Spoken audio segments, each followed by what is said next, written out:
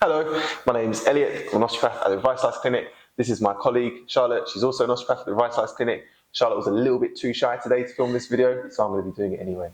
I'm going to be doing it instead. So, we're going to talk today about FAI. FAI is just where you have a bit of wear and tear in your hip. It stands for femoral acetabular impingement. What that means is that if you imagine a ball and socket joint, either the socket has a little bit of wear and tear, so that's where you can get a pincer, or it's where the ball has a little bit of wear and tear, and that's where we get what's called a cam. Now, what we're going to be talking about today is first off, how we diagnose it. Now, patients who have FAI often have groin pain or pain which is deep in their bum. Often, it can be really uncomfortable while sitting for too long.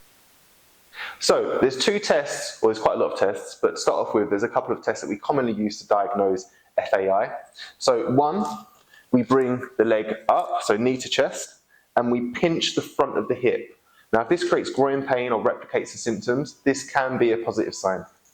We do the same thing for the back of the hip, this time by compressing the back of the hip and opening up the front. Often you can get symptoms of pain and instability. Now, FAI doesn't mean that you need any medical intervention or invasive intervention like injections or surgery. We can just improve the function of the hip. I'm going to show you how we do that. So the first exercise we're going to go through as a warm-up exercise as well is an open the gate, close the gate.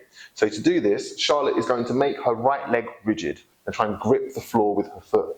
From here, Charlotte is going to run her foot up that leg, so left, yeah, that's it. And now from here, at max height, Charlotte is then going to keep her belly button facing forward so she doesn't turn, and she's going to open up this leg, open up the hip, and then come back in and back down.